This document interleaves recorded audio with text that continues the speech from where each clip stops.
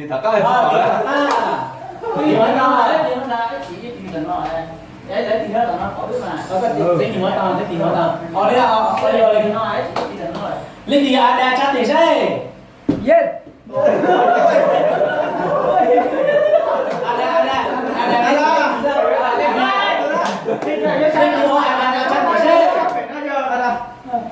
bây giờ em ba Hai bên nó dài dài tao.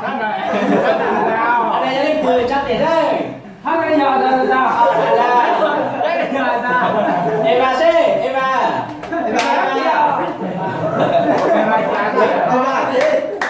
Eva o từ liên từ nó sau đó đó từ nó sau đó đúng rồi mấy từ giờ Eva ấy từ giờ Ada ấy từ đấy từ giờ Eva thì có giờ Eva nữa mà có ít bài từ Eva nữa mà có o Ada đấy ít bài từ Ada nữa mà có o đi con đó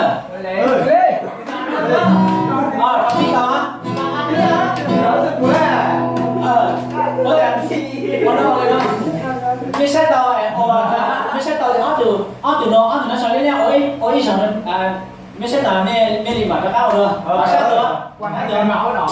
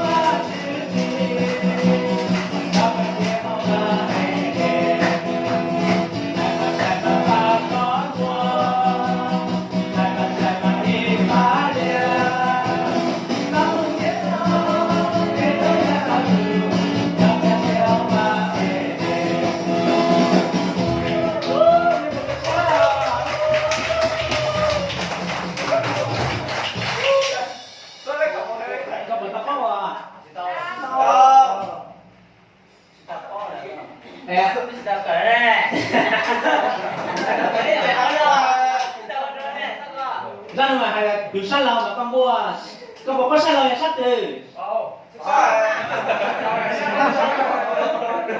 sát gì hay sát từ giờ có cầm mình cái này sát con này thì hai đôi từ sát lồng mình gì đúng không hai đôi từ sát gì mình gì đúng không hai từ sát lồng mà con mua đâu mình sức vừa hai từ sát lồng con mua đâu nữa nên một tao có các anh đi được Hãy subscribe cho kênh Ghiền Mì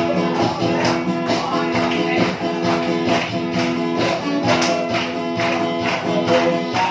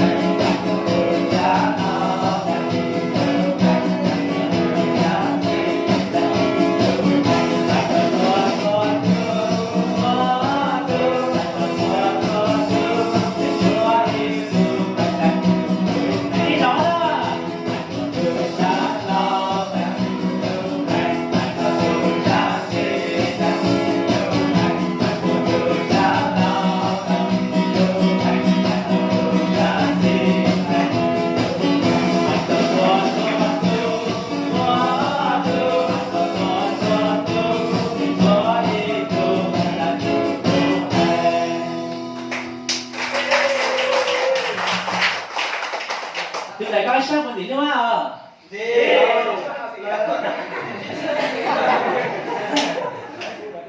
giờ cô con của con anh nhớ là lúc xưa nó mà chứ ta có bố của bé mua anh lúc chỉ trong chỉ là ta có phòng có lúc chỉ trong đó bây giờ mình nhiều cái có con nhau rồi nó họ cái bé cả nó bé nó có từ lúc mà chứ đó họ là một chỉ họ cái bé một con của con sẽ mà chứ họ chỉ sẽ chỉ là một con từ lúc từ nó nhiều một con từ lúc bây giờ mình nhiều nhau rồi nó mà chứ thế mà chúng ta có mình biết từ lúc xa có thêm bên mình nhiều nhau từ nó từ lúc xa của bên đồng từ con từ lúc của bên gần xa còn to lần tới mà chỉ có từ lúc mà chúng ta có mua các từ lúc chết là vitamin nhiều nhau mà chứ thầu các từ lúc chọn là vitamin nhiều lúc xa lại mà chứ tại biết tại cho mình nhiều lúc tôi là mà chứ thầu của con tại lúc này của đi các từ lúc xa ai muốn cho mình nhiều cho để có biết của xa tôi chia sẻ với thằng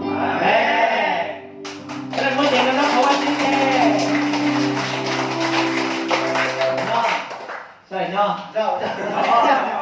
thế là xong rồi nè Xong rồi hả? và Ngặt thế. Thế đây. vì là Thì múa là chưa lấy cái từ. Khi đó chuẩn bị xong không? Trời ơi, chắc chỉ được 10 phút chứ mấy. 30 phút rồi chị ơi. Một tiếng mà được 1 tiếng mà Ê, nhưng mà giờ chỉ là tổng múa đây. Hát Nhưng thì mà- sao? ví dụ như là dạy dỗ thì em có thể thiếu nhi thì em có thể dẫn hát mấy bài này thôi mấy bài này hoặc là qua cái này thì có thể là nhóm dạy dỗ ấy thì lên chia sẻ hoặc là có lời chúa cho những thiếu nhi ấy thì một tí ví dụ như là trên thời gian một tí cho Ok. những thiếu nhi để thiếu nhi không chán Không thì cứ chú đi gầy công nhé. Vậy à, vậy lần sau là hai bạn phụ trách lên múa mẫu à? đúng rồi Gì cho nó thân như nào? Mọi người ăn ngon miệng nhá.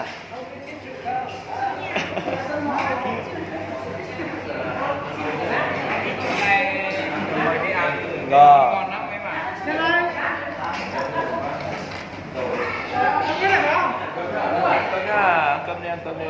Ăn cơm nhá.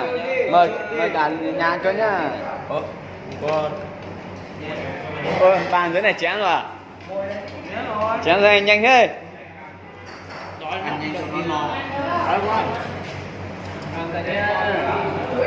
Mời cả nhà ăn cơm. Rồi ok. Cả nhà ăn tối.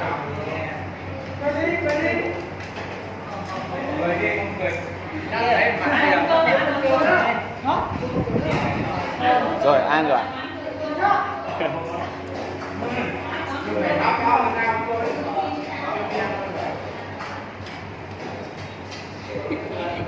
Ăn nhanh thế hả?